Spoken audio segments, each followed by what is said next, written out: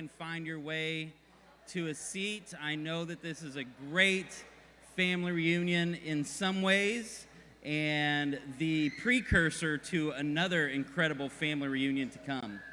And we're just looking forward to celebrating Marty's life with you today as Guidestone.Church. I'd just like to welcome you as we begin today with a word of prayer as we start and kind of center us as a group around the idea that we are not alone today, that there is life after death, that this is not the end of the story, but that this is the beginning of a story in some ways. And we are excited because we get to celebrate Marty's temporary life, but also the reality that he is alive today. I invite you to bow your heads with me as we begin this day with prayer. Heavenly Father, thank you for this day. Thank you for the opportunities that we have to gather together and to celebrate life. It doesn't mean that we're not going to mourn. It doesn't mean that there's not sadness. It doesn't mean that there's not tears. In fact, God, you've created all of those things so that we might be able to process the reality of the temporariness of this world. But God, you also give us hope. You also allow us to have faith and put our trust in you, knowing full well, God, that this is not the end of the story, that this is just the beginning for Marty. I'm reminded, God, as you sent your son, Jesus Christ, into this world, and as he looked at the people around him, he said that there is a home for them. Not the home that they currently reside in, but there is a home with many rooms. And today, Marty has stepped across this threshold and into that one, across the threshold from this life to the next, and he's found himself face to face with you. And we're so thankful, God, that you weren't surprised by his passing. You knew exactly what was going on. You knew his body, you knew his mind, you knew his heart, and you've welcomed him in to the family of God in full awareness of what that means. Today we sit here, knowing in part. God, sometimes it's hard for us to see, sometimes it's hard for us to understand, but we do know this, that we look forward to a great reunion one day, where all things are made right, where all things are made whole, where relationships are restored and people, our bodies are restored, where there's no more crying, no more pain, no more suffering. God, we look forward to that. Marty knows that today. And so we are able to celebrate. We're able to say, thank you, God, for the gift of this life. And as we do, I pray that you'd be with the family, that you would walk with them through this time of heartache, of loss, and that you would remind them, God, that it's just a temporary reality, that we'll be together again. We love you. In your name, amen. Looks like we've got Sabrina and Olivia that are going to come up and do some special readings this morning.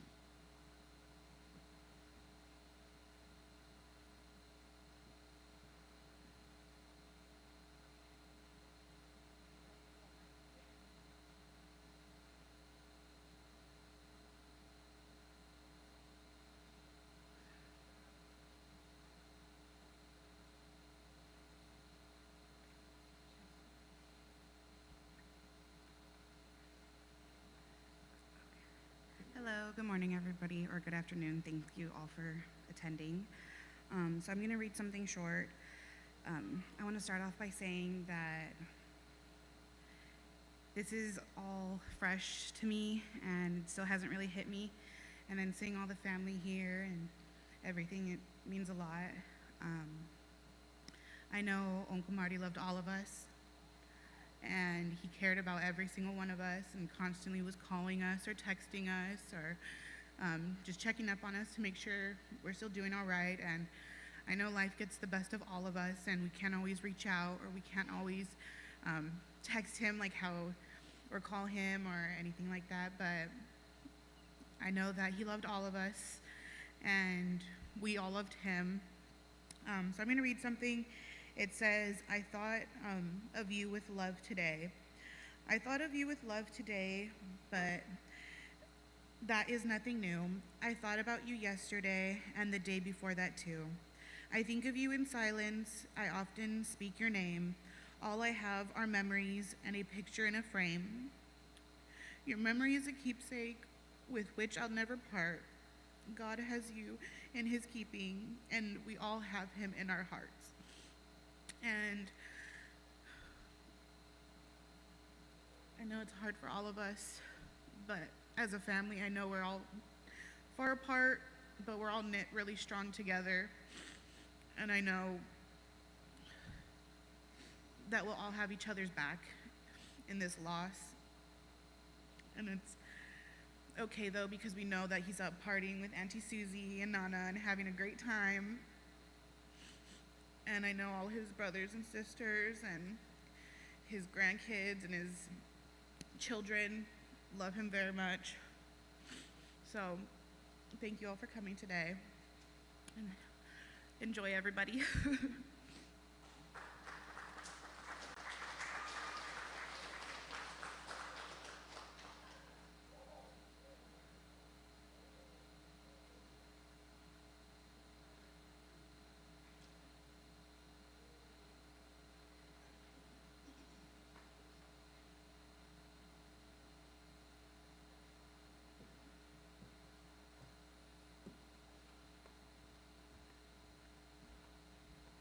Hello, everyone.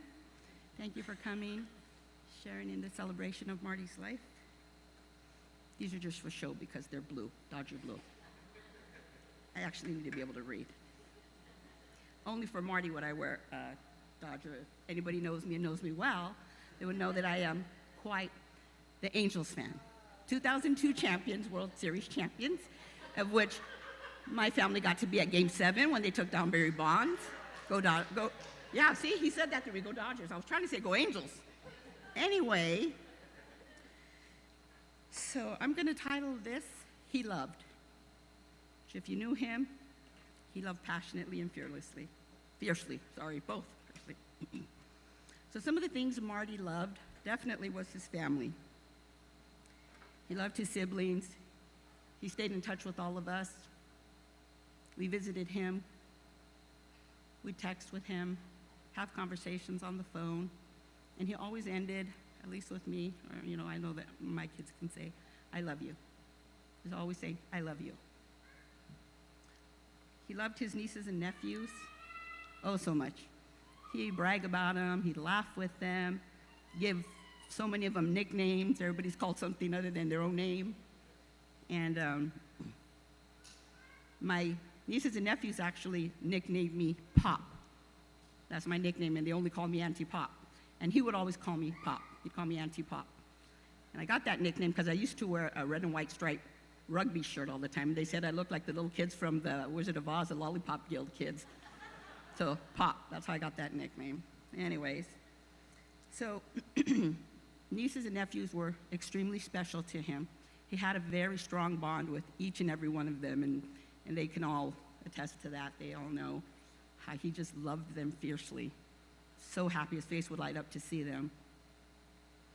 His grandchildren were extremely special to him. Every time another one was born, Crystal and Stephen had their gorgeous children, and they all have that beautiful, not all of them, but most of them have that gorgeous dimple my brother had, that trademark Savala dimple. It's beautiful. And we would see the babies, and I go, another one, those beautiful dimples. But I just have to point out from my own experience, one of them stands out in particular, Alex. We called him Nooner, another nickname. Marty spent a lot of time with him. Marty would live with me, and he'd bring Nooner over. He'd ask me, can I bring Nooner over to stay with us? Bring him.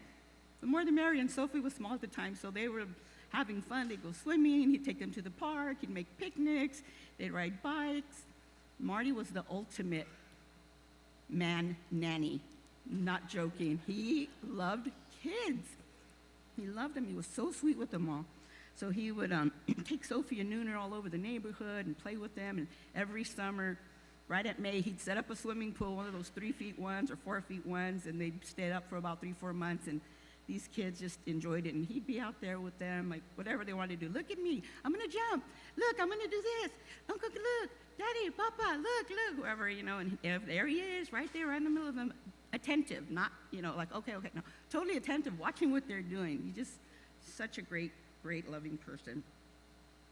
So, Alex, I just know that you were so special to him, and he loved you so much. I love all his babies, but I just think you were super special to him, babe. Some more things that he loved: making pancakes. It was his specialty. So one morning on Jasmine's, I think, 7th birthday, before she got up, he made a pancake the size of a steering wheel. Huge old pancake. Wouldn't even have a plate for it. And he used this big old giant comal. So she walks in, and she did exactly like the movie where Uncle Buck makes a giant pancake for Macaulay Culkin. And she was walking in just like Macaulay Culkin. She walks in, and she's like, "That for me?" "Yeah, it's for you." From that day, she dubbed him the nickname Uncle Buck. And so everybody started calling him Uncle Buck. Just like he gave everybody else nicknames, he got a nickname other than Uncle Marty. So Uncle Buck it was. So fast forward, Sophie's born, and he comes out one day and he asks me, "Do you have any of those little toy dishes, little, like they play plates?" I go, "Yeah." When I found a tea set and I brought him a plate, I'm like, "Why?" He goes, "Okay." He comes out, he'd made a stack of pancakes about 7 tall, the size of quarters.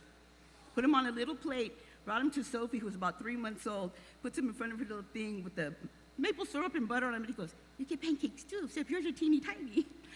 And so we're all laughing like, "Only Marty." Those are the kind of things he did, just super sweet and funny, some great memories we have with him. Some of the other things that Marty liked was music, definitely. He liked Santana a lot. He liked some of the oldies like Suavecito from Malo, a bunch of these old songs you like, Sitting in the Park, oldies, which we'll be hearing some of that music a little bit later today. But he really loved Louis Armstrong. And in particular, he loved the song What a Wonderful World.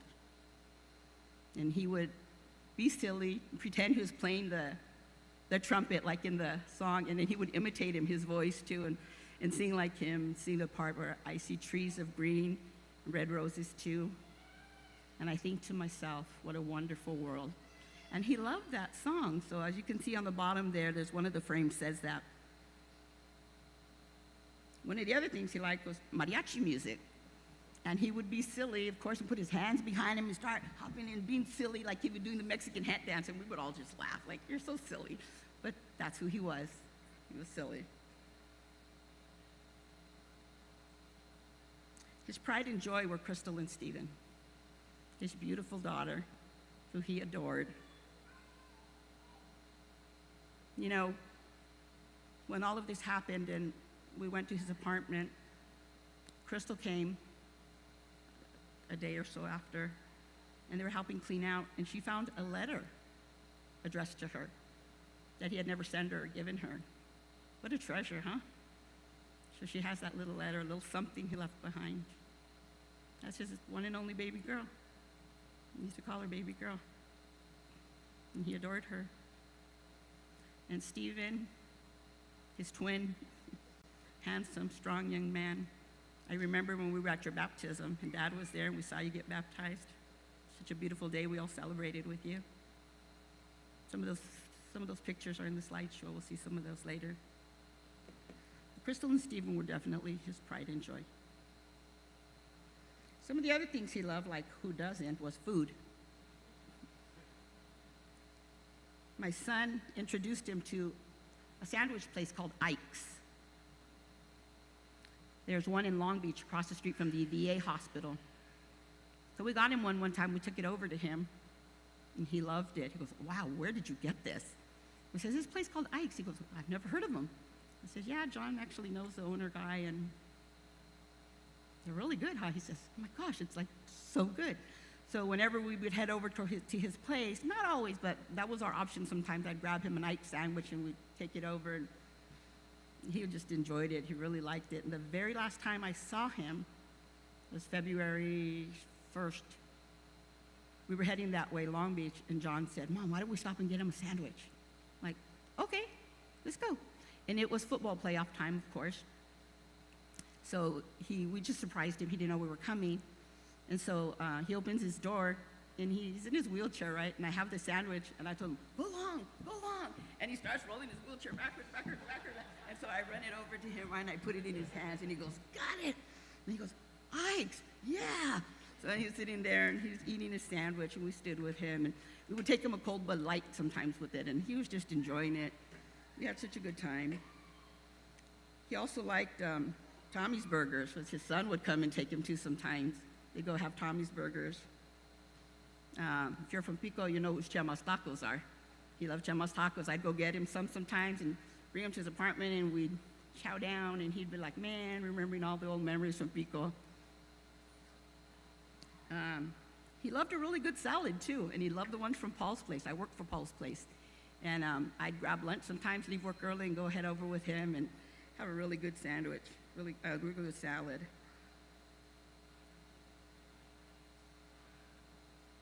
One of his favorite cookies, he'd always have my son, because he was in the wheelchair, it was tough for him to go out and shop. So my son and I would go do his grocery shopping like twice a month or whatever. And he would always forget to put it on the list, and we would always know we were going to get that phone call in the store. Don't forget my cookies. I forgot to put them on the list. Like, okay. And he liked those true little round lemon cookies. You can put your finger through the middle. He loved those cookies. So he would get those. So John would always know, like, have them in the basket already. Go, she's going to call watch. Sure enough, and they were in the cart already. He loved chips and salsa with his cold Budweiser, really nice cold Budweiser, or a Bud Light. He loved visitors. He liked when people would pop up. Never had to say, I'm on my way, just pop up, and he was so happy to see you. Come in. He would keep his place nice and tidy. He loved his neighbors, and I was so grateful for his neighbors, especially Erica. They were so sweet. They'd come over to his door when they'd cook and say, hey, I made such and such. I brought you a plate. He's like, oh, wow, nice. Or they'd barbecue on the weekends. They'd come outside with us. We're barbecuing. And he'd come outside, and the little kids would, they'll call him Mr. Marty, Mr. Marty. The little kids right there from the neighborhood. And he really, really liked his neighbors, and he loved a few of them. They were very, very sweet, and they were so sad what happened with him. He loved tuning in to church. He had come a couple of times in person, but being in the wheelchair got more and more difficult. So he would tune in, because you can watch church online, especially after the pandemic. So he would get on Facebook, and you can find Guidestone.Church on Facebook anytime you want to. He would chime in and write certain things as the service was going along, like if you really like what the pastor was saying, say amen, or good job, Pastor Doug, or whatever. And Pastor Doug's mom is part of our congregation, and she visits when she's in town, and when she's out of town, she watches online too, and her name is Miss Rita. She had a special bond with my brother, and she was one of the reasons where he really came back to Christ, being in his life and watching and being more in tune and more in prayer and reading his Bible. She is such a sweet lady, such a beautiful, beautiful lady. And so she and him developed a rapport, and they would, message back and forth. And I went back and looked at some of his postings over the past 6-7 months. And there's stuff there for the past couple of years since this has been happening, but I got a couple of them, and I cut them out, and I put some of them on his little poster board. You can see those when we go into the fellowship hall in a little while. Rita's definitely a person that loves. She loves, and she tells you she loves you, and she makes you feel welcomed, and she's a beautiful person. So I'm so grateful for her presence in his life. There's quite a few people here from our church, too, that were so kind to him. They would respond to him and say kind things and let him know he was part of our Guidestone.Church family. And I'm grateful to all of you for that as well. So we have learned a little bit of the different things that Marty loved, which are just a few. But what I'm most grateful for is his love for the Lord. He knew God. He had a relationship with God. So we know that Marty's in heaven. He's waiting for the rest of us to get there. Until we meet again, I love you, brother.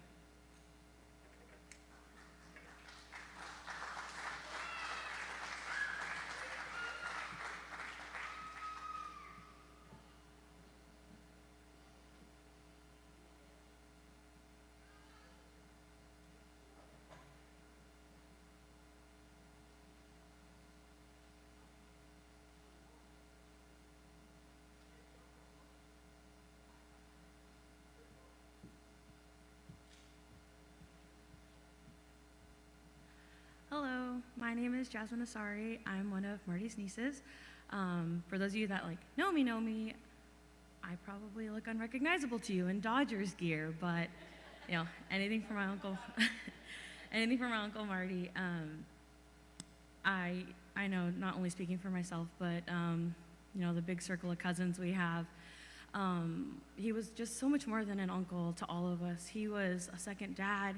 He was a friend, a pal, someone who was always there for you, constantly reminding you that you were stronger than maybe you realized in any given situation you were talking to him about.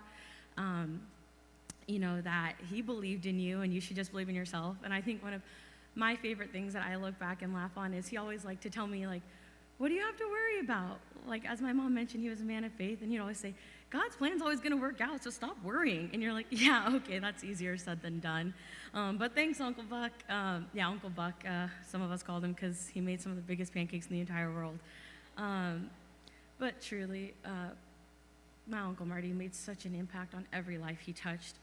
He wore so many different hats in this life, as we've mentioned, father, brother, uncle, friend, coworker.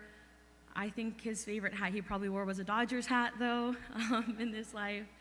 And it's just incredible to see the impact that he's had on countless lives, and, just something for us to be able to reflect on and emulate and be able to take with us as we, go through our own journeys in this world.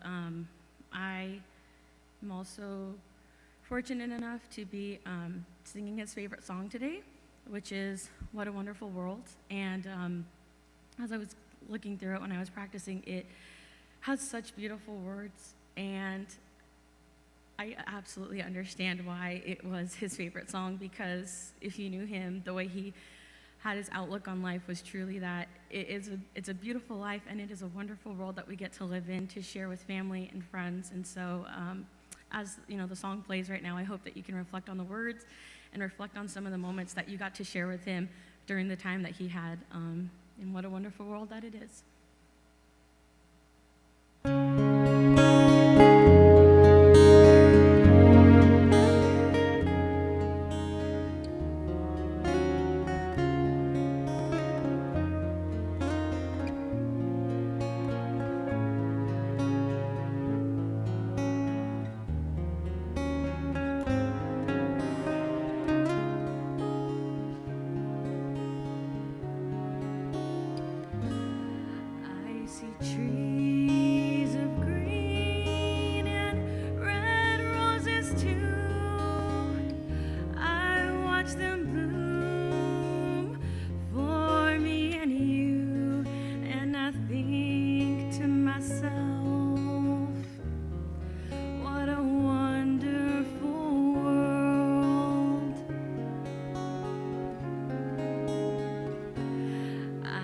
Skies of blue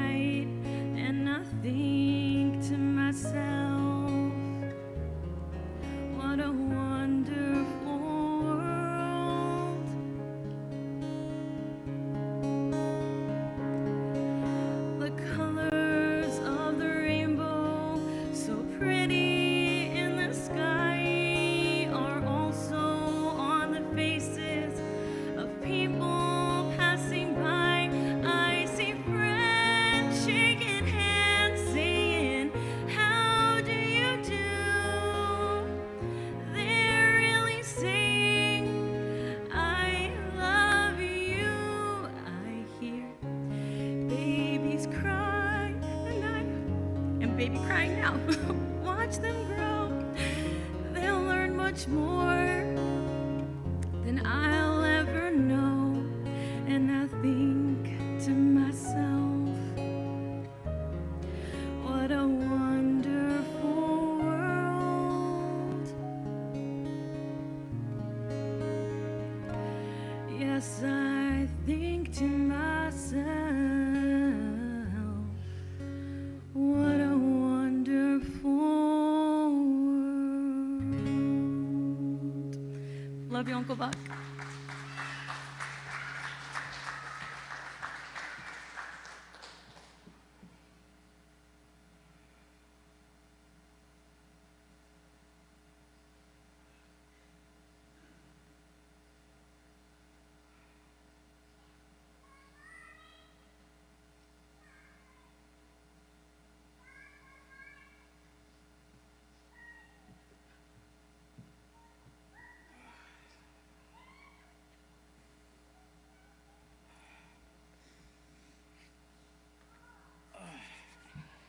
Thank you all for being here.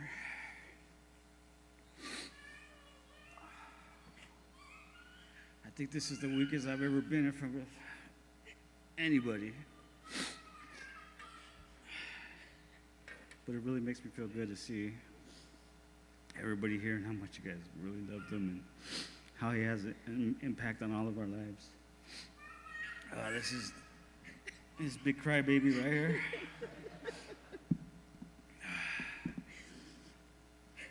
I talk to my dad every night. And I'm glad that I did, because there were times when I really didn't talk to him for a long time. But the last few months, I've talked to him every night. And the one thing he kept on repeating to me is that he was proud of me. And that all the stuff that I've accomplished and the skills that I've had that he would never know, or he never developed himself. And I don't think it's the skill that got me as far as I am today. I think it's his handsome looks that have got me this far.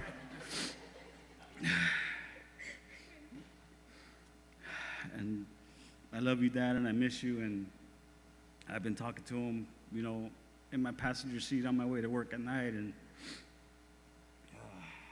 I've gotten everything out to him. And like I say, thank you guys for being here, and really makes me feel good.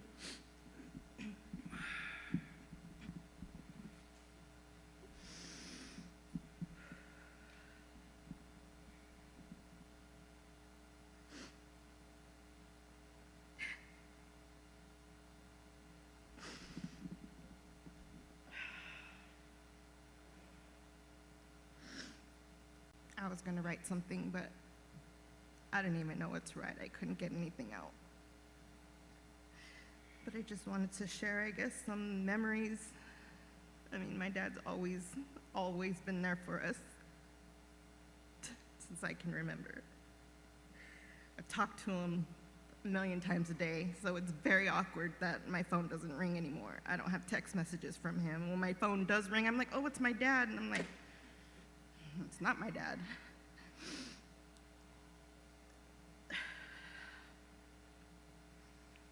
I remember he would pick us up and we would go to the little liquor store, get snacks, go hang out at the park, and we would lay there under the trees looking at the clouds. Like, oh, I see an elephant. Oh, that one looks like a alligator. Different things. I remember we used to like to get the salitos. And so there was like these little salitos or they looked like salitos that would fall from the tree. So I'm like, Dad, lay back, close your eyes. I'm gonna give you a salito. And it was a little acorn from the tree. Oh, we would just laugh and we would have a good time. I mean, my dad has always been there, especially for Alex. Out of all the trouble that we put ourselves through, our dad never judged us, never gave us a hard time. He was a real, true definition and of unconditional love. My dad was unconditional love, no matter what it was. I mean, he was the only one that wrote me in prison, and constant letters from him. And this hit me really hard. I mean,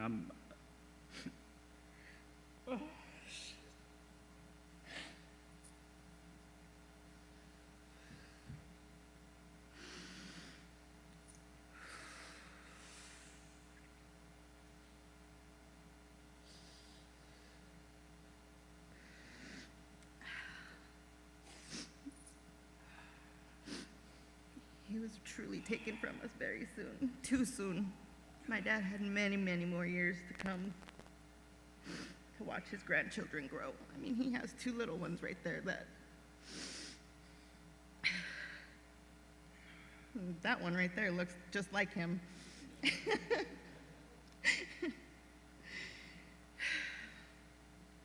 Oh no, I miss him. I miss him so much. I did want to read the letter that I found. So we went to his apartment and pick up, personal belongings and whatnot.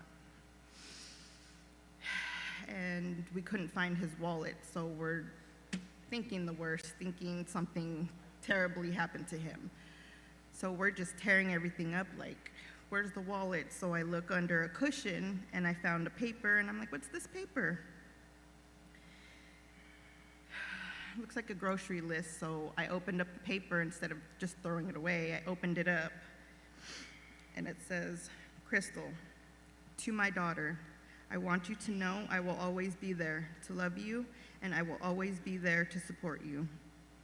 You will always be my baby girl. I believe that God sent you into my life to give me hope and to bring me joy. You are a gift from heaven. Love, Dad.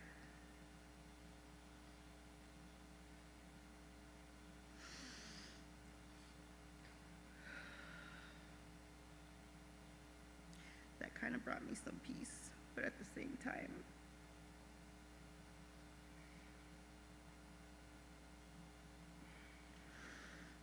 he should have been here. He should be here.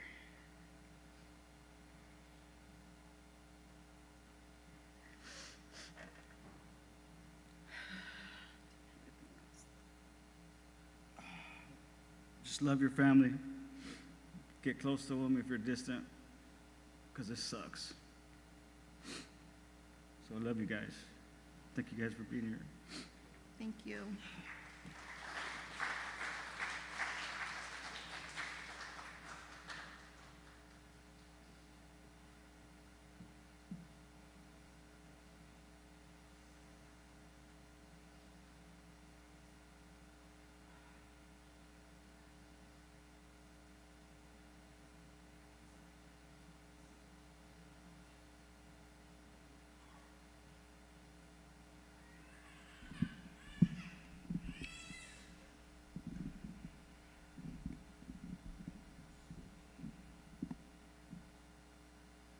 Is it okay if I move this?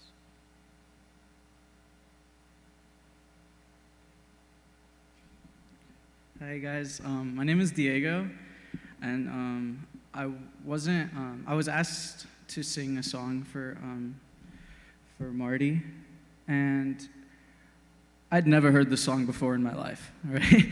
Which is kind of crazy, yeah. But like looking a lot deeper at like the meaning behind it, I really think that he would appreciate kind of what it has to say, and I hope you guys do too.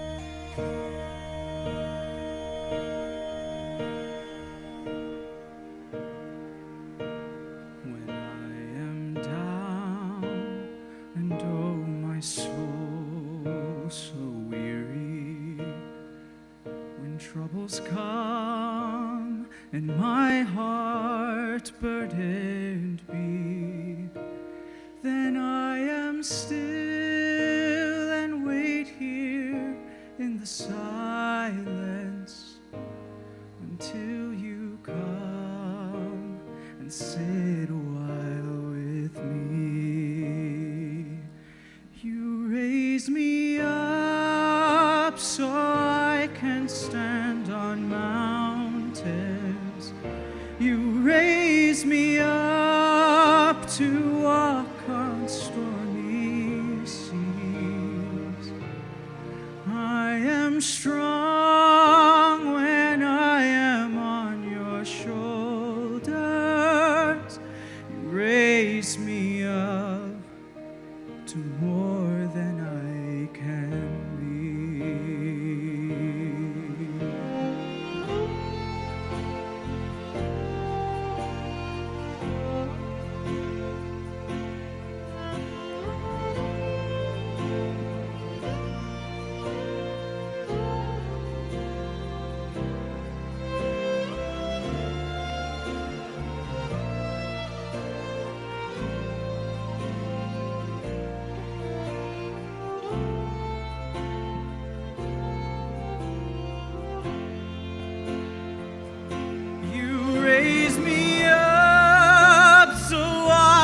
Stand on mountains. You raise me up to walk on stormy seas. I am strong when I am on your shoulders. You raise me up to more than I can be.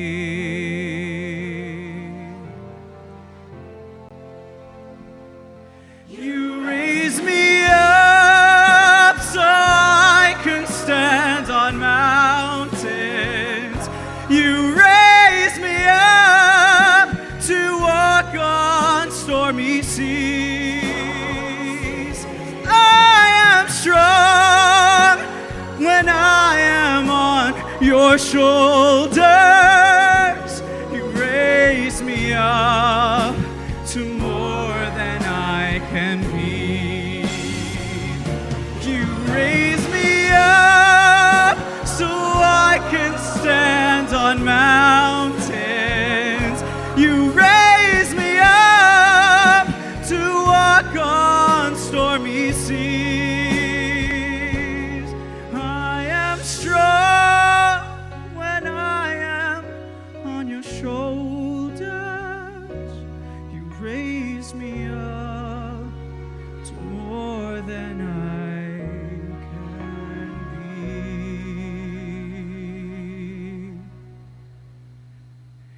raise me up to more than I can be.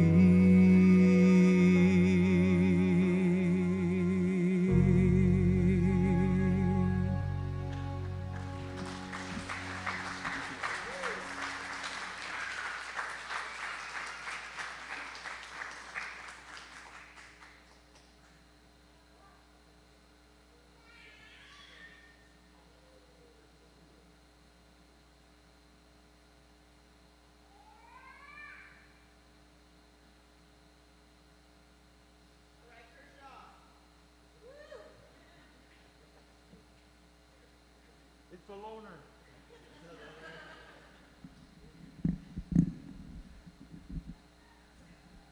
Hi, my name is Robert Albitri. I'm Marty's brother. I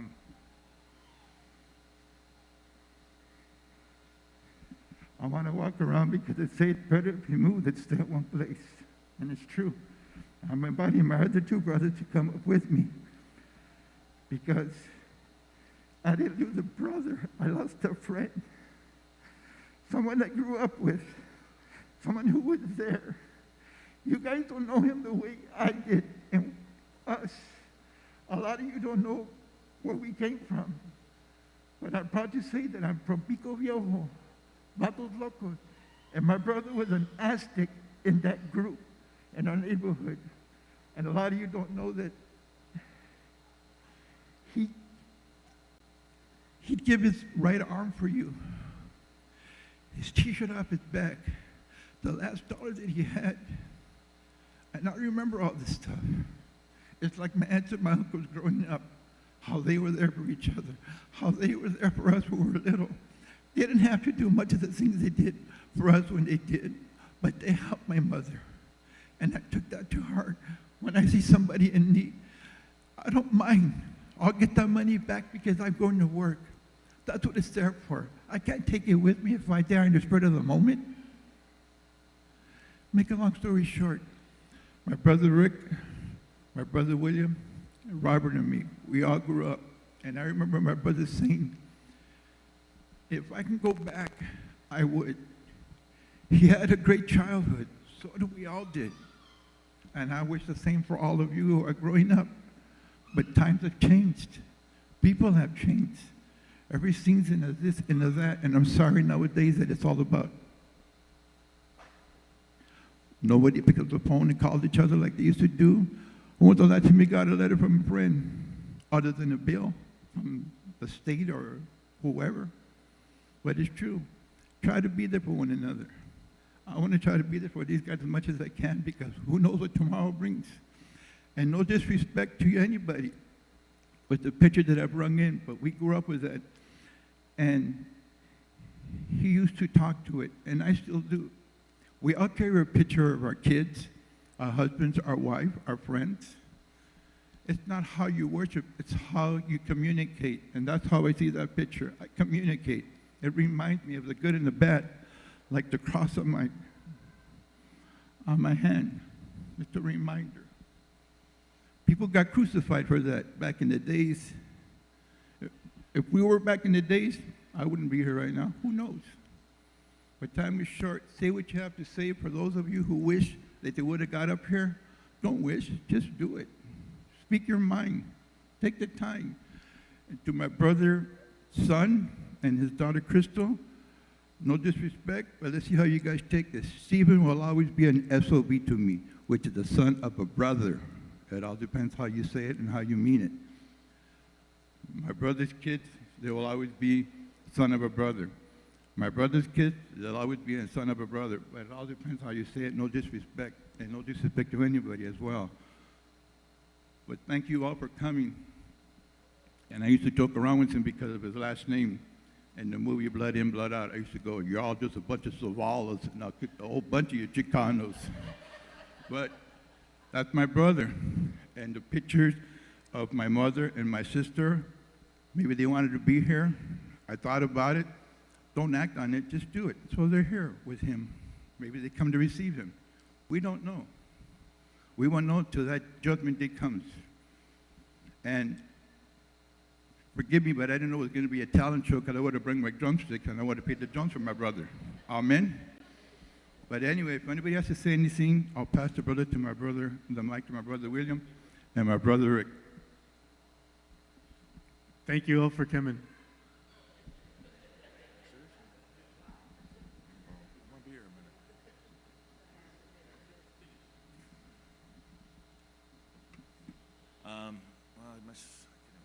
I want to say welcome, first of all. This is Guidestone.Church. This is my home right here. As you can see on my shirt, I just want to say I love you guys. What a sad occasion it is that we got to come for a funeral, but the facts are the facts. And, you know, I just wanted to mention that I love my brother. I loved him. Anybody that knows me, I'm the youngest of 8. My name's William David Flores. Some of you call me Uncle Nay because they call me Nene growing up. I was thinking all week, what am I going to say? What should I say? Because I got tons of stories. He lived with me. He lived with me for decades. Rent free. I didn't charge him. It may be funny. It wasn't funny to me at the time, but you know what? I loved him because he loved me unconditionally, like his son said. He loved me like that. Couple beers and he'll do it anything I told him to do. He'll go mow the lawn, trim the bushes. He would do that. I'm like, that was my boy. My older brother, I looked up to him. We did so many things together, man. I mean, drank till you can't drink no more, argued, fought, talked trash, played some dice. We played dice, if anyone knows dice, 10,000. Me and him would go at it for hours, eat some seeds. But what I wanted to mention is, and I don't know if it's even brought up, I see a picture of him and his son in baseball, but he was my manager in softball. Not 1, not 2, not 3, like 5 years. We played softball. I was the manager. He was my main coach. And we did that for a long time. We met a lot of nice little girls that stood with us, that wanted to be with us. That was our core group. We got our pitcher, our catcher, our outfielder, and he loved it. I wish you guys could have seen the way he would light up, because you guys know, and everyone testifies to the fact that he loved kids. He loved kids. All these young girls, he was good to them. And out of all that, we learned some things. We grew together. It was time for us to open up and be something that we're not, Let's help the kids. Anyways, one season we had a team, and it was called Synergy. And we weren't that good. We sucked. I think we lost every game. There's 13 games. We lost every game. And there's a lesson to be learned here. I'm going to tell it in a minute. But to lose every game, there were coaches on the other team that knew that we were bad. Right, Bree? Right, Francis? But the other team they were dogs. They would hurt us. They know they're up 12 points, and they would go to 24 points. Like, dude, we're losing. We haven't even scored yet.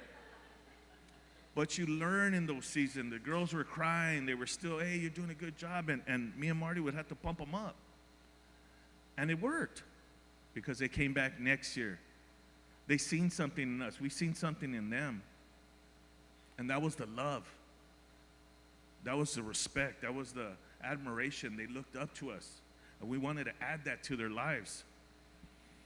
But then there was another season, and this one's a kind of funny season that I want to bring up. It was the Pink Ladies. That's what they wanted to be called. So we wore all pink at the games. I was wearing pink, had pink shoes. We were just doing it. And that season, we won every game. We won every game. But you know what? We won with integrity, because we learned something from the other season. We learned how to lose with our head down, but respect, and still shook their hands. And I taught them this. But yet we learned how to win and not put our foot on their neck and hold them down. And beat them bad. Yeah, we're strong and we're bad, and we can play this game. But you know what? We were respectful, because we knew how bad it tastes in our mouth when we're losing, and they're triumphant and they're yelling and screaming and doing all their little cheers. It would just devastate us. But we needed to go through that so that we could find out what the lesson was. But then we got the winning season, and we learned how to win like champions, with respect, with honor, with understanding. Hey, those are people like us. Remember when we were losing? We don't want to do that to them. And that lesson, I think, is the biggest lesson you could learn in life, because I learned how to lose. But you know what? Even more so, I learned how to win. I don't go stepping on people and overpowering them. I win with humility and with respect. And my brother had that. He had humility. He had respect. He had love for you. And your words,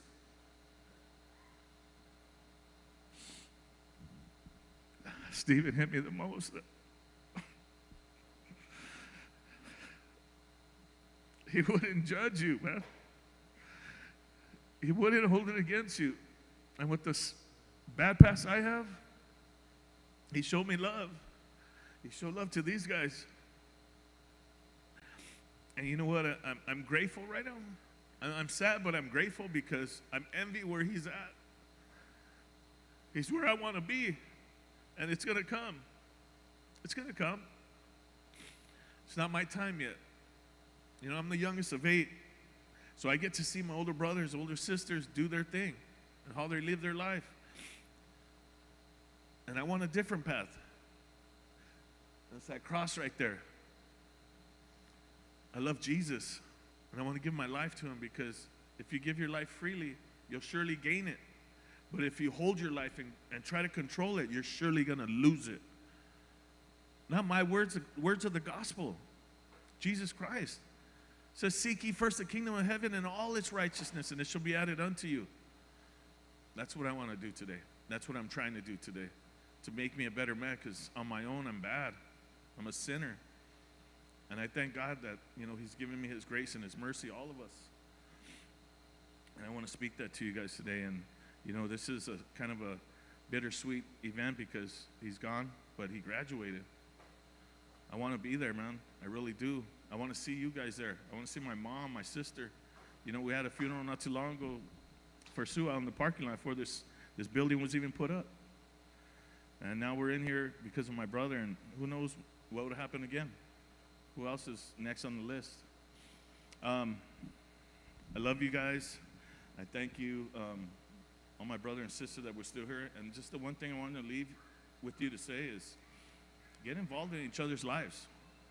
Whether it's a text or a message or come over, or throw barbecue. I used to throw, and my nieces and nephews can attest to this, I would have a 4th of July barbecue every year, and we'd play volleyball.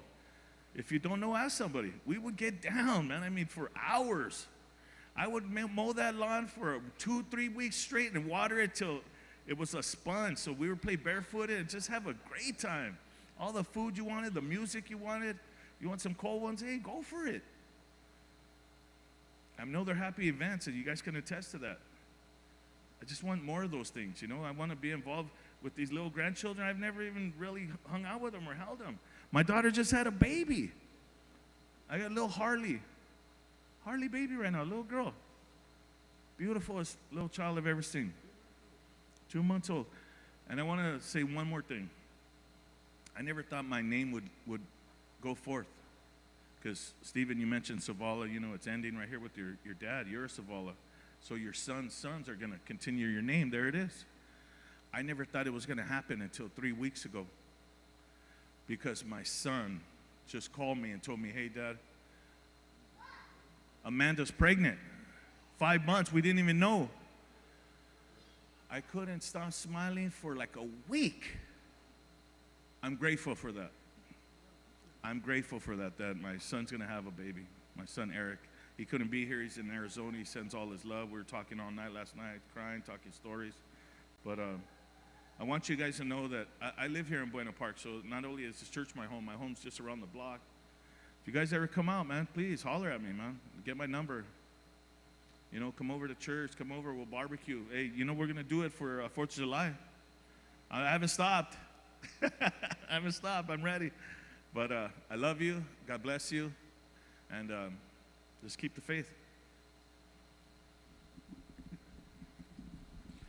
One more thing that I didn't know, but when the day came, and I don't remember the date, but my nephew and my niece invited us to my brother's cremation.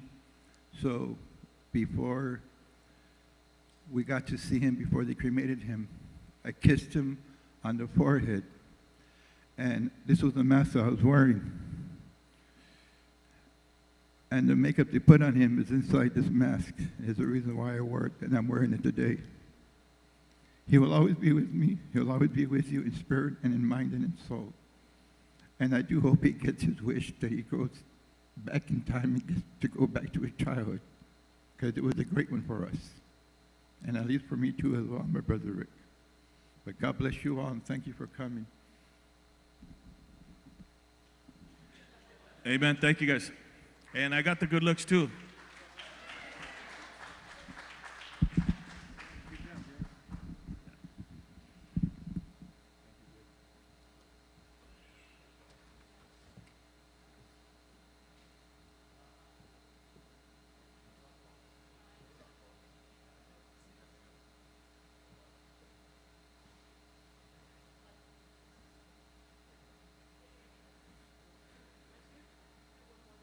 Okay, absolutely.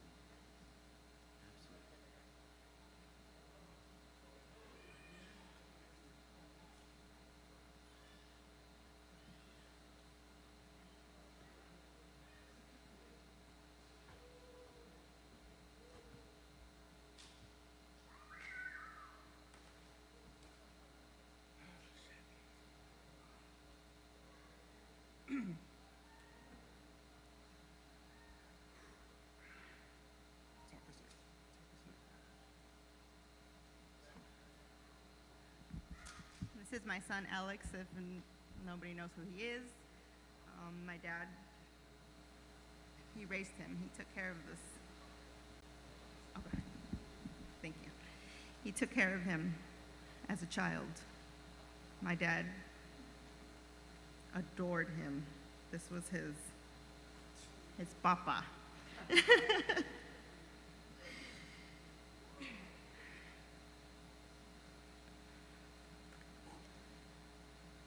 If it wasn't for my dad and my mom, who knows where he would have been.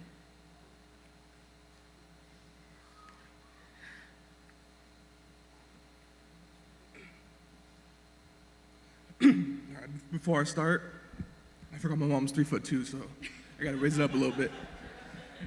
Before I start, I caught COVID twice, so I lose my concentration a lot. I lose my train of thought, you know what I mean? I lose it quite a bit. But I'm gonna start from the beginning. So growing up, he took care of me. You know, I didn't have a dad. You know, whatever issues my mom and him had, it's their issues, their history. I keep in touch with him, you know, here and there, but he wasn't there in my childhood. He didn't raise me. I'm not taking any credit away from my grandma, my beautiful grandma, you know. After this is said and done, I'm gonna hold her and, you know, hug her tight, because 65, 66, like, you know, why? My mom too, I can't take any credit from her. She had a tough, you know, teenage years. I'm about to be 24 in like 2 weeks. So I see how the devil could try to grab you, you know what I mean? Try to reroute you in life. And thankfully I had these people, my grandfather, to put me in the right direction. He took care of me. He introduced basketball to me. He introduced all the sports, every sport. You know, I didn't even know who Kobe Bryant was when I was like 5 or 6, and they lost in the finals against, who was it, the Pistons, when they got whooped 4-1. I started crying. I didn't even know who won or what was going on. But I started crying because he started crying. And my grandma started crying. So I was just like, let me cry too. So he'd manage my baseball games too. You know, even if it wasn't managing, he'd be there to support me. And my basketball games as well, you know, like you know, she was out doing her thing, you know, I put nothing against her. My grandma was busy, you know, has kids and everything. Had my great-grandfathers that were alive, she had to take care of them. And he was there, always there. If I didn't have any fans, if I didn't have, you know, my teammates' parents, you know, cheering me on, I had him, no matter what, you know. And then we moved up to Oregon, and that was like one of the hardest things, because he was like my best friend, he was like my hero, you know. He, without the cape, he was just like my hero, he was there. My dad, everything. My mom, my dad, you know, my best friend, my whatever, my shoulder to lean on. And we moved to Oregon, and I remember my mom told me, I got your grandpa a ticket, because he called me every day. You know, it's kind of the same thing as I got older. He called me every day, text me, you know, let me know when you get home from school, stuff like that. They got him a ticket on Greyhound. I didn't even know what Greyhound was, but I bring it up because I was just sitting there like, he was on the bus for however long it is from, you know, California to Oregon. And that's a lonely trip, you know. I couldn't even imagine how happy he was to come see me, you know. It wasn't coming to get $1 million. It wasn't coming to get a job. It wasn't none of that. He was coming to see me, you know. And then my little brother, Joseph, over there, who's now a brat, you know. He adored us, you know. He was born, and he would not let go of Joe. He put up the pool when my stepdad's not here. I don't know where he went, but he put up the pool when, you know, they're at work taking care of us, taking us to the store, whether it was to get his alcohol or whatever, you know, like he was still taking care of us, you know. And touching on that, because I don't want to talk about it too much, because his mistakes didn't define who he was whatsoever. You know, I know he had addiction. I never asked my grandma, because that's, you know, his ex-wife. I never asked my grandma. I never asked my mom, nobody about his addiction or what took him that way or, you know, whatever, because it didn't define him. What defined him was taking care of me, you know, and that was just, it's just like, they say like a picture's worth 1,000,000 words, or whatever they say, and that's who he was. You know, I could go on and on about him. I had nothing negative to say about him. And yeah, in Oregon, he'd take me to school. You know, as soon as school ended, he'd be there, you know, 15 minutes early with, like, I don't know, fruit or whatever. We'd go home and, you know, I'd play my game, and he'd just sit there and watch me, you know. And I hope he takes no disrespect for him, because I know he's in this room somewhere. But he had, you know, he had nothing better to do, but he fell in love doing what his only choice was, and I was taking care of us, like I was like his calling, and it's just, I'm forever grateful for that because he had time for us, and as selfish as I am, I wish he was still here, but I'll get to that. But yeah, so living in Oregon, he's just, he took care of me, took care of my mom, had the dinner ready or whatever. He had like the chicken thawed out, whatever. And then I remember, I don't know, I haven't really talked to anybody because I've been kind of like off social media, kind of not living life, but like trying to stay busy, not trying to focus on this. And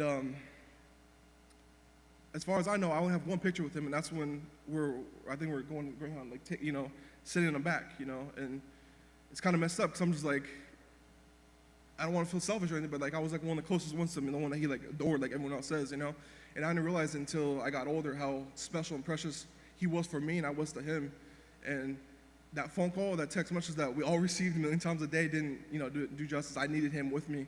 And going through my darkest times, like whether it was like a breakup or because I dropped out of school or because I was working, no disrespect to anybody that works these type of jobs, but like when I was working at Round Table, I didn't want to work. I was working 10 hours a week, barely making money to, pay my phone bill, and it was embarrassing. I go in my car because like my great uncle that I live with and my grandma, he doesn't ask much of me, but he doesn't ask much of me, but he wants me to like be busy, working, and I just be in my car, just at the gym, go do my 2-3 hour session at the gym, and then just sit in the car, act like I was at work, but I usually came home with like $150, and I was doing that until I was like 19, 20, and I don't game as much as I used to, because I try to enjoy life more, and obviously I want to work and fulfill all my dreams and stuff, but whenever I had my gaming tournaments, I'd always make sure I came to one in Anaheim because it was close, because I have very, very bad airplane anxiety, and every time it came, I'd go see him for a day or two, like I'd always make that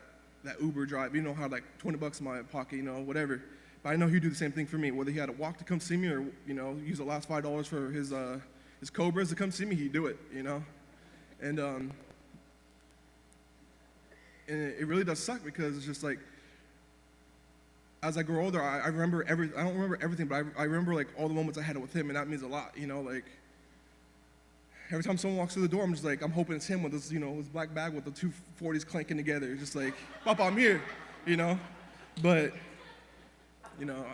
that's not how life works, and,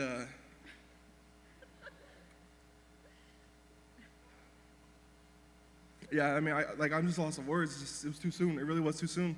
I didn't expect any of this to happen. And I'm a caregiver, and so I'm around these old people every day. I see when someone hits their head, and when we thought that was why he passed, but he had like stuff going on. Obviously, he couldn't do anything physically, but we thought he hit his head, and that's why he passed. And I was like, no, I've seen people hit their heads hard. Older people like 80s, 90s, smacking their head on concrete floor and stuff like that. And I just couldn't believe that's how he went. And I just and then.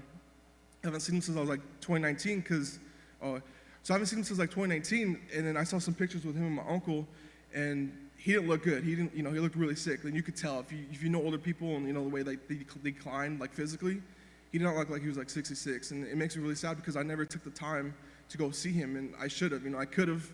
Like I said, I was messing up until I was like 19, 20, 21, with my jobs and making $100 a week when it's pathetic, but.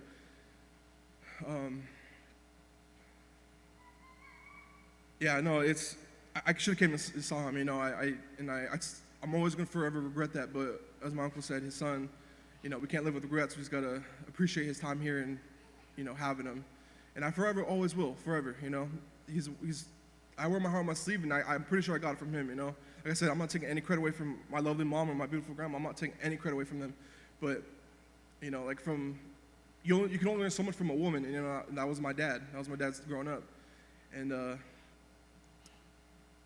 yeah, it's tough. It's really tough, and I can go on for hours and hours and hours. But around this time last year, my mom got COVID, and I downplayed it in the beginning because I was. Oh, let me touch on this quick. So his addiction, like I don't want to talk about it. Like I said, doesn't define him. I know how addiction is. I gamble like no other. I'll lose $1,000, lose $3,000. My grandma will yell at me, stuff like that. But my grandpa, make sure I have my head straight. It's like, if you have it, here and there, whatever. But addiction's hard. I never got into drugs, alcohol, I'm into smoking weed. People say, it's nothing against people that smoke weed, like it's natural, whatever. I really don't care.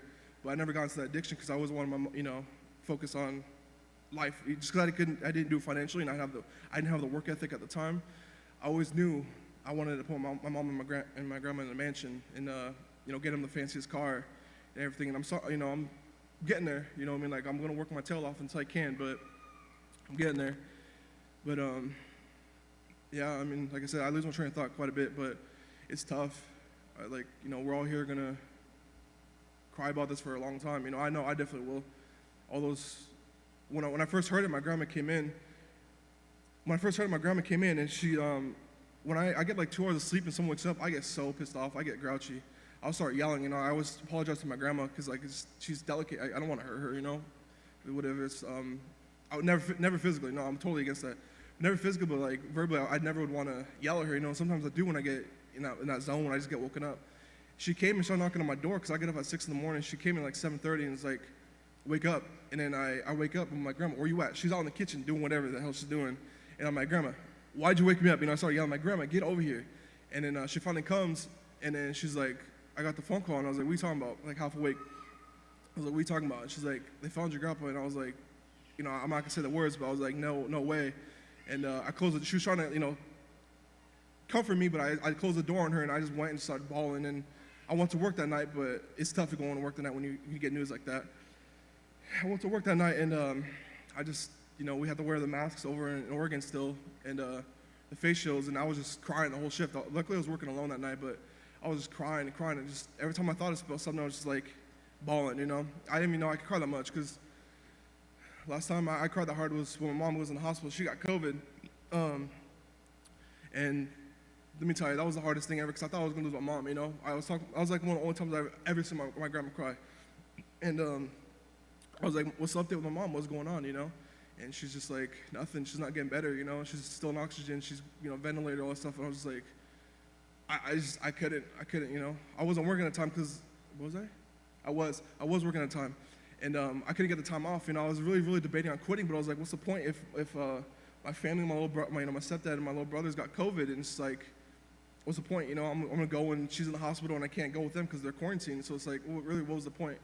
And I didn't have money at the time because, like I said, I was gambling, and I got a lot better, thankfully. But I was gambling, so I didn't have much money, and I didn't want to admit that to anybody, to my grandma, to anybody. Saying like I need money to go see them because I don't know if it's gonna be the last time. And going through COVID the first time, I knew how tough it is. Like once you get that pneumonia and stuff, it's terrible. And I was like, that song "No Air" by Chris Brown and Jordan Sparks came on my playlist just randomly, and it happened to be when she was in the hospital.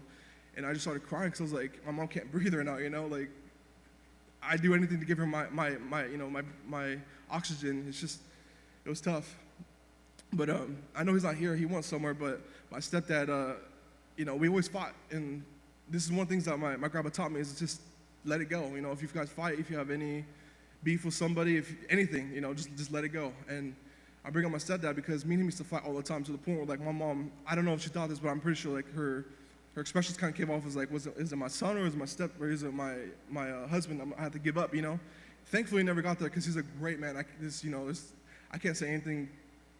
I can't say enough about him. He's taking care of my little brothers, and he's taking care of my mom when she was sick, and that's a man to me, he ran the streets, he did his thing, he went to jail, prison, whatever, but like, that's a man. He took care of my parents, or my mom and my little brothers, and that's just like, I can't thank him enough, and this is the first time I've seen him since February, right before the pandemic hit, and all I want to do is just spend money on him, I was like, we never had that connection. I never allowed anybody to take over I still have love for my real dad. I talk to him here and there. I still have love for him, of course, but I've never wanted anybody to take that role because I have a very big heart, if someone does me dirty, like if my ex-girlfriend did me dirty, and like I knew I should distance myself for the moment, I'd always come back and be like, I love you, because life's short, life's really short, and I can't, what? No, I'm just bringing it up because like it's just like I can't allow anything in between. It's like there's times when my mom, be negative towards me sometimes, and it's just life. But it's just like, Mom, I love you, and I can't do stuff like that. But it's too much to accept, and I will never accept. I'll I'll never be okay with it, but I will accept him being gone because I know he's up there walking around, you know, doing like the little mariachi dances that my pop was saying, you know, and I don't know, drinking cobas like he used to, sitting in the hammock or whatever, you know. You know, that's just like an ongoing, you know, that was just a very ongoing joke with everybody about his cobas and stuff, and we all just have to laugh about it. But just to wrap this up, like I just want to know, like, what really is life? You know, like I sat there in my car, like my uncle says, on his way to work, he's gonna talk to him. I talk to him too.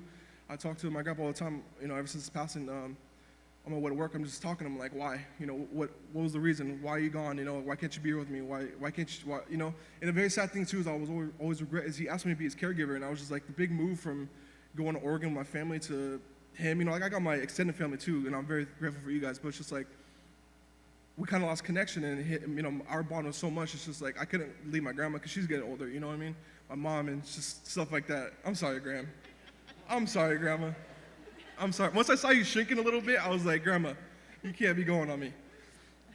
But yeah, that's it. You know, I'll never be okay with it, but I gotta accept it. And to my best friend, I love you forever, and you know, I'm grateful for everything you've done for me and the family.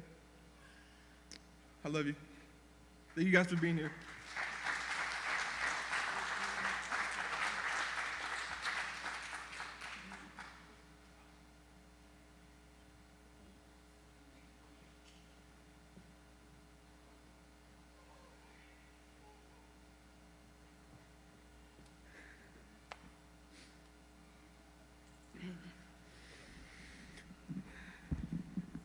Hi, my name's Monica. I'm Marty's sister. I just wanted to come up here and tell you how much I loved him. Marty's been a big part of my life. Ever since I was a little kid, my mom said that I used to get out of the bed and I used to go run and lay down with Marty. Marty would put me back to sleep. He did that for a long time. And then come to realize Marty saved my life. When I was a little kid, I got hit by a car. And Marty helped lift up the car so that I could come out. I'm under the wheel because I was smashed against it. If he wouldn't have thought so fast, I probably would have never been here.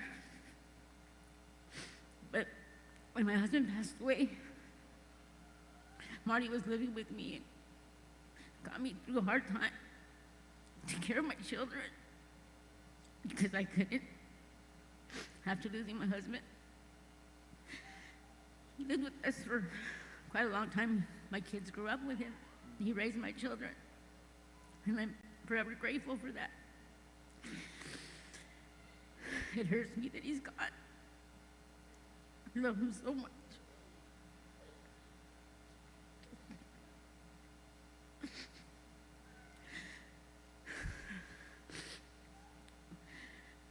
I'm never going to hear anybody call me Bugs anymore.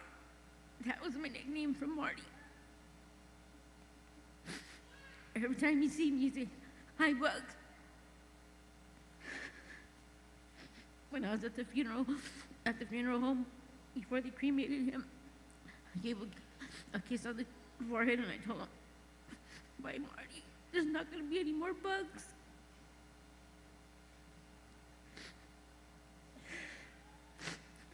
I just want to say I love you, Marty. Say hi to Mom and Susie for me. And to Chon. Yeah. This is my son, Alex. You want to say something? Yeah, I'll say something. Okay. Hi, guys. My name is Alex. I was Uncle Marty's nephew. So I got asked to say something today, and I thought I wasn't ready to say anything, right? Like my mom said, after my dad died, not even before my dad died, Uncle Marty's been in my life since I was young. You know, I think about everything everybody explained today, right? He's been the perfect caregiver. We'd go hang out, go to parks. I remember going to Garduno's in Whittier. We'd go everywhere together. I loved it, you know? And then there was a little break. And then after my dad passed away, he came back into our life. And, you know, we spent a lot of time together. A lot of time together. So much so that he became part of my friend circle. So as I, you know, navigating life, getting together with friends at the house, you know, partying, having drinks, having a good time, you know, Uncle Marty was part of the clique. He'd come out, hang out with us, have drinks, chill out. Huh? Yeah, it's Cobra. Always is Cobra. And, when I got this news, I was in the middle of getting my butt ripped by my manager. And he looked at me, and I was devastated. I was hurt. And that same couple days later, I let all my friends know, because my friends were really close to him as well. And the first thing everybody says is we got to get together and pour out a Cobra for him, because that was his thing. But I think a lot of people said it really well here today, and I'm noticing it now more as I get older. And I think Uncle Nay, Uncle Robert, Sabrina, Stephen, time is short. Love your family. Keep in touch.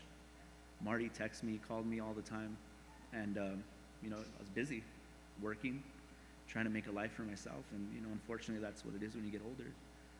And I always thought there was later. He texted me on New Year's and called him and said, "I love you, Happy New Year." Called me a couple times after, and I was like, "I'll get to it later." And then I never got later, right? So life is short. So, I love everybody here, and I'm gonna do my best to be the person to try to keep in touch, because that's the one thing I think that Uncle Marty's passing has taught me, is that we need to be closer. We need to not take the time we have together for granted, right? But I love you, Uncle Marty, and honestly, you're like a dad to me. You were my dad, and I'm gonna miss my dad. That's it.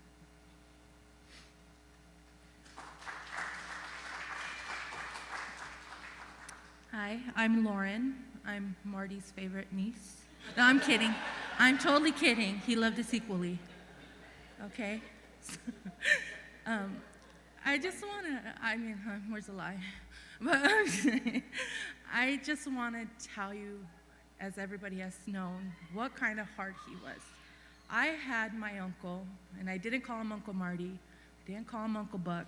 He was just uncle to me. He had no other name. Be in the grocery store, I can't find my uncle. Do I yell Marty? No, I yell uncle. I need to find him. Uncle. Uncle was more than just my uncle. I had him with me more than I had my dad with me. Like my mom touched on him. He came to live with us when my dad passed, and I've had him for 20 years of my life, and when I had my biological dad for 10. So Uncle wasn't my uncle. Uncle was my dad. He taught me more than anybody on this planet has taught me, to be kind, to be loving, to be generous, to give your right arm, to give the shirt off your back. I learned all that from him. At 19, I got pregnant, I had a baby. He was so excited, and when they say it takes a village to raise a child, he was my village. Without Marty, I wouldn't be where I am in my career without him. He made it for me to go back to work 2 months after I had my child. He made it to where I would be dead tired from working, coming home, having to take care of a baby, and he took care of Olivia for me. He was my rock. He was my everything. And when Uncle got sick and he needed the help, I took time off of work to help him, to be there for him.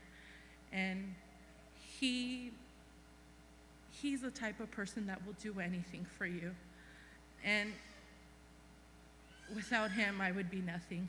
I wouldn't be where I am without Uncle. And I just appreciate him more than anything. The love he had for his family, especially Nooner. Nooner's name is not Alex. His name is Nooner. Okay? Nooner would be in baseball or basketball. I would go with Uncle as his tail, and we would go to Nooner's basketball games at the Whittier Community Center. I changed his little diapers. I helped Uncle with everything. He was my right-hand man. And there's just one funny story I would like to share, and it's something that sticks with me forever. And I came home from work one day, and I walk into the living room, and I see my daughter Olivia with Uncle, Olivia and Uncle were like peas and carrots. They were together all the time. When you say you get 100 calls, 100 text messages a day, for Olivia, he gave 300 text messages a day. And I came home and I walked in, and it was nowhere near Halloween time, and I thought I saw The Walking Dead. And I look at my uncle and I go, what the heck? He looked like a zombie from The Walking Dead. Well, I see Olivia, 3 years old, with a makeup palette. And there you go, Uncle sitting down at the table, at the couch like this, going like this to her. And I'm like, okay. Blue makeup and black smudge and black what is that called? Blush, black blush. He looked like The Walking Dead with the mix of Mimi from Drew Carey. That's what he looked like. Some grown man with makeup. And I just seen the love he had for my child. And I will forever appreciate this man. Like I said, he raised me, my brother, and my sister. Without him, I don't know where we would be. And I'm happy to know that he's not suffering. He's in a better place. But I know I will miss my 100 phone calls and 100 text messages a day from this man. And like everybody says, hold your loved one closer. If you're distant, come together, say hey. You know, life gets a hold of us sometimes. We're busy. You know, we put reaching out to people on the back burner. Don't do that.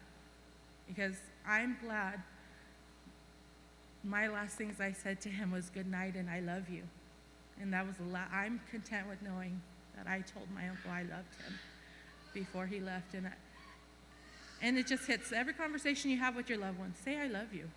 Even if you don't mean it, fake it. Even if you don't, fake it. Say I love you. Because I'm at peace knowing that I genuinely loved my dad, my uncle. And I'm going to miss him very much. And I want to say thank you all for coming. But he was a very good man to everybody. Thank you.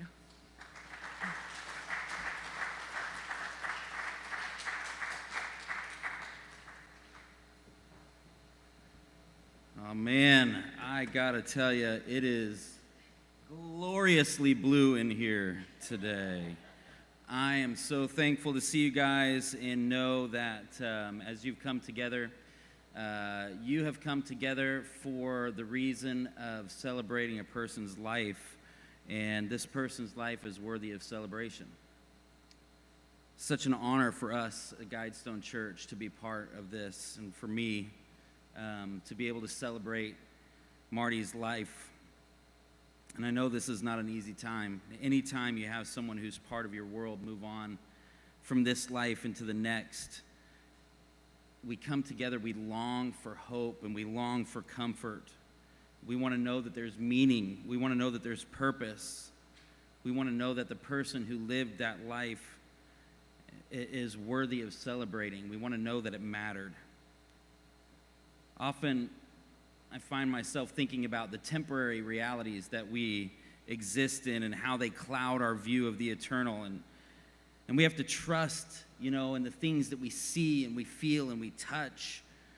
But the truth is that the anchor of our soul is that these things that we see and we feel and we touch, they don't find reality, at least not eternally.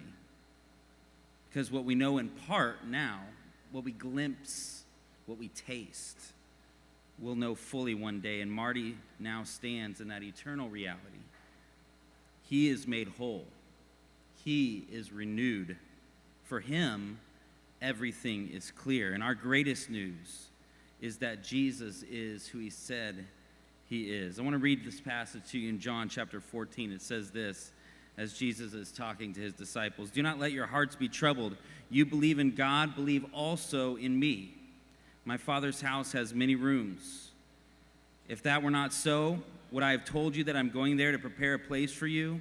And if I go and prepare a place for you, I will come back and take you to be with me, that you also may be where I am. You know the way to the place where I am going." If he'd only said this, maybe we would still lose hope. But Jesus backed this up by showing us that not even death could hold him. And he promises that it will not define our ending either. but will define a brand new beginning. Today we celebrate Marty's life, don't we? We deal with grief and hurt and loss, knowing and trusting that if this is only temporary, we can look forward to joining Marty someday in the presence of Jesus, who makes our hope complete. Don't let your hearts be troubled. You believe in God. Celebrate the life that Marty lived. Celebrate the life that God gives. Keep the hope of Christ in front of you each and every day. Mr. Dodger. As I saw him, I got to tell you, as I thought about this day and I heard about the Dodger gear that would be worn, it kind of made me smile a little bit, because on Sunday at church, I'm not allowed to talk about baseball. There's a lot of Angel fans in the midst, and we are a unity-centric organization called the church. We believe in unity and coming together, setting other things aside. And nothing divides us like baseball in our church for some reason. But today we get to celebrate the Dodgers, and that just makes me smile. Thank you, Marty, for this gift. I just want to say thank you. I've been thinking a lot about celebrations lately. Today, my family had 3 soccer games, and we're going to an LA Galaxy game here in a few minutes. It's just so much fun to be able to go out and celebrate the goals, celebrate the excitement, celebrate the sport. And it's amazing how we get to celebrate when our kids are playing. And a few years ago, I attended a Dodgers game with my son, and we had just, when we first moved here, and he kind of looked out at the Dodgers, and he sees this blue team, and we had just moved here from Oklahoma. The only game that he had ever been to before, a professional game, was a Thunder game, Oklahoma City Thunder game. And so he spent 9 innings going, "Let's go Thunder!" And everybody kept looking back at us like, what is wrong with this kid? Just a few years ago, I attended my last Dodgers game, and I'm hoping to get the chance to do it again sometime soon, because I love celebrating the runs. I love celebrating the wins. I love celebrating the outs that we get against the other team. Celebrations have a way of uniting people on the same side of the field, don't they? Sure, there are divisions, there's other teams, but often I'm even astonished at the conversations people have around the same sport. It's just their love of the game. Someone could be a Dodger fan and an Angel fan, and they could get along because they love baseball. If someone had a love for baseball, even though they're on opposite sides of the field, they might share a unity around the sport itself, and this can truly be a wonderful thing. And you know, there's things that are way more important than baseball and soccer and even sports. I had learned that with my son again. He kept telling us, "Hey, Dad, I'm pretty sure I want to move away from soccer. I want to play baseball." And I was like, "Okay." So we all went to a baseball game, and we were there with some people from the church. It was an Angels game that day, and my son and his buddy were playing around and hitting each other, and finally my son says, "Hey, let's watch. And he looks out on the field, and the pitcher is just like,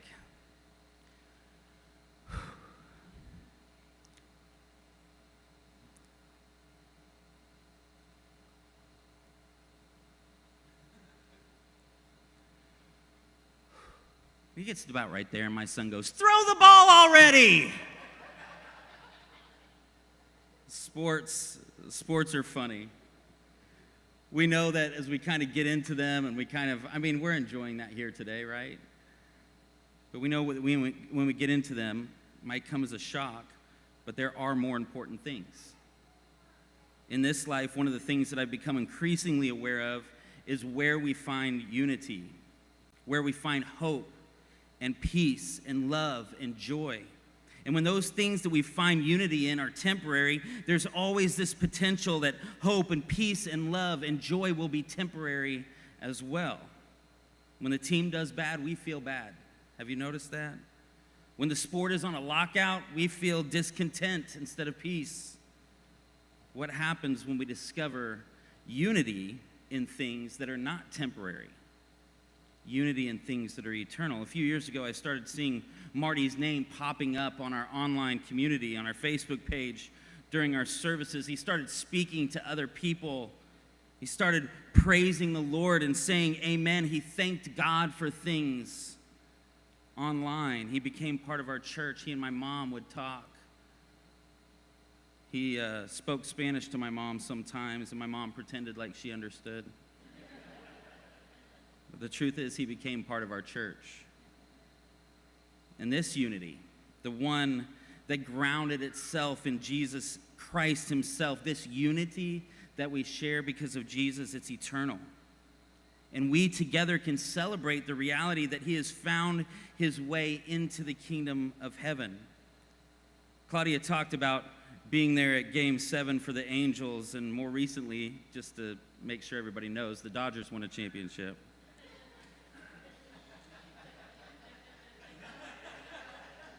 Let's kind of let that slide out there.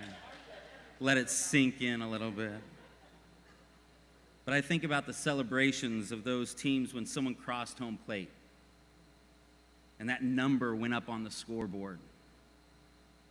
But today is so much more important than a championship.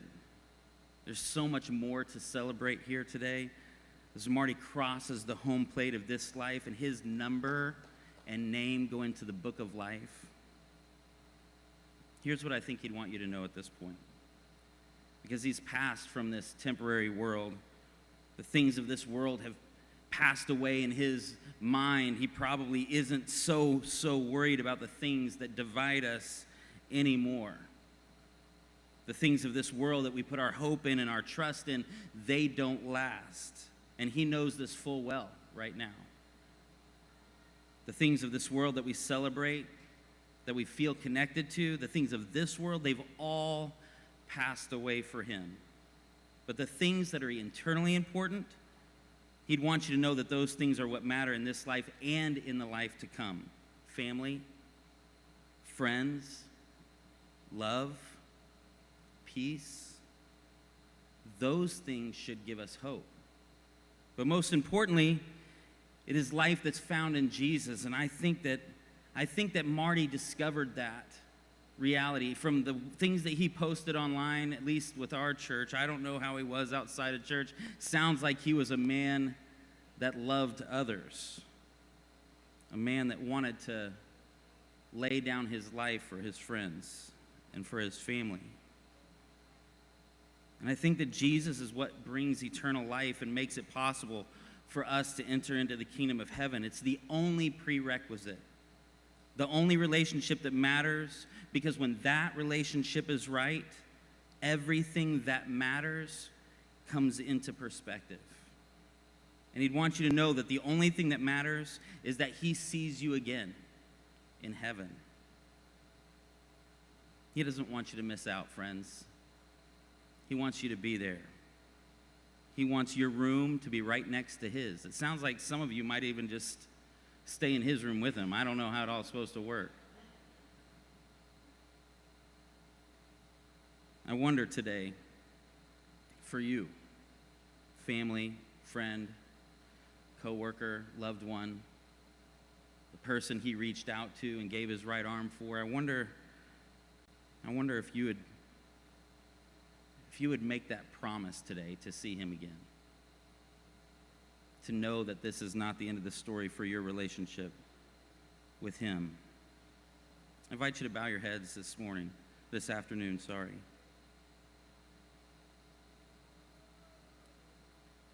And I understand that this is a delicate time. As you look into the mirror of your own life and you see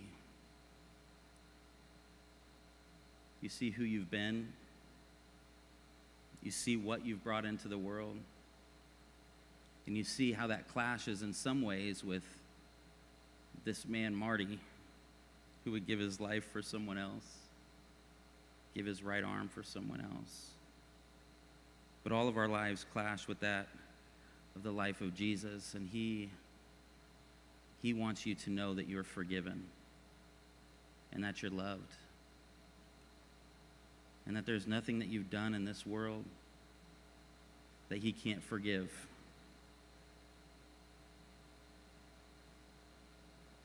What you know that is good in Marty is what makes Jesus so lovable.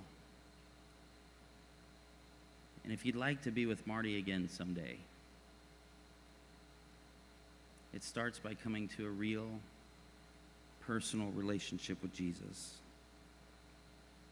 Heavenly Father, we've celebrated Marty's life, and we've taken a look in the mirror this afternoon, and we've talked about baseball, and we've talked about things that can divide us and things that unite us, and we've talked about the brokenness of this world. Certainly heard some of those stories today. We've talked about the life and the light that is brought when people are acting in unity with your will and your way.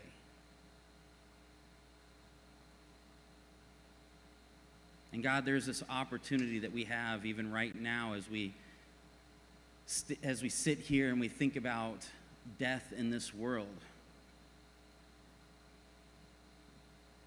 We think about the reality that it's brought to our lives and the kind of sobering reality that it puts right in front of our faces, that this life isn't forever. And we don't know when the next funeral that we're going to have is going to happen, where we all gather back together. And so we've heard it here today. Make sure that you tell people that you love them. Make sure that you tell people that you're with them and for them. Make sure that you put your arms around them and put these old things that divide, put them away. Because we want our love to last, God, but you make it clear love does last. Your love even overcomes death, and so we have the opportunity for life even beyond this world.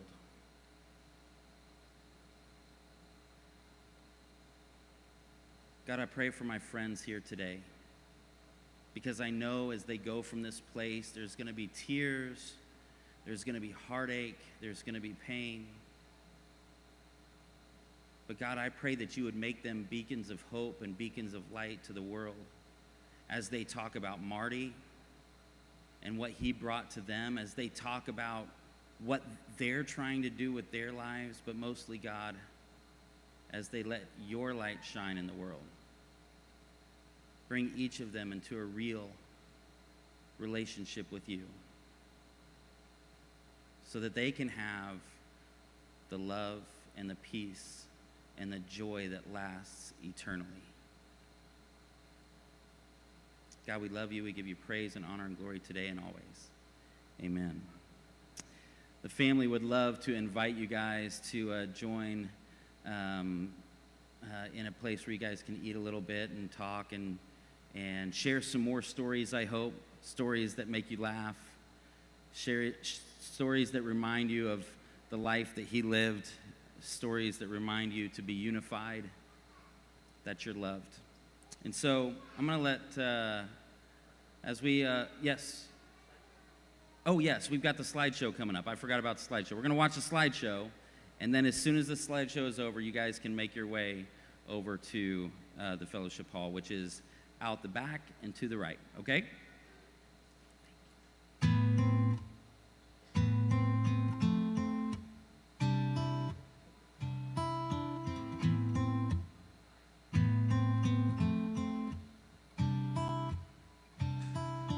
I wasn't ready to let you go, but heaven was calling you home.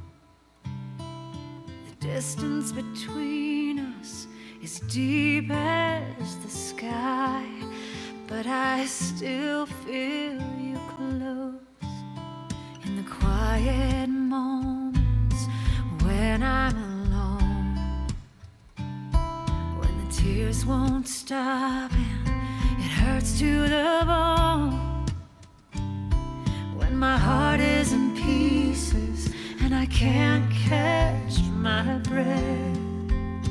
I still know This isn't goodbye. I will see you again. It feels like it might be, but it isn't the end, not the end. You'll be right here in my heart every day of my life. This isn't goodbye. This isn't goodbye. When I close my eyes, I see your face. It's just one of those things that time can't erase. You'll be in my dreams and you'll be on my mind till that glorious day. This isn't goodbye. I will see you again. It feels like it might be, but it isn't the end, not the end. You'll be right here in my heart every day of my life. This isn't goodbye. This isn't goodbye. This is see you soon. I can't wait for the day we'll make up for the moments we were away. And it will feel almost like we were never apart. 'Cause after this life, I know I'll be right where you are. This isn't goodbye. I will see you again. It feels like it might be, but it isn't the end, not the end. You'll be right here in my heart every day of my life. This isn't goodbye. This isn't goodbye. Oh, you'll be right here in my heart every day of my life. This isn't goodbye. This isn't goodbye.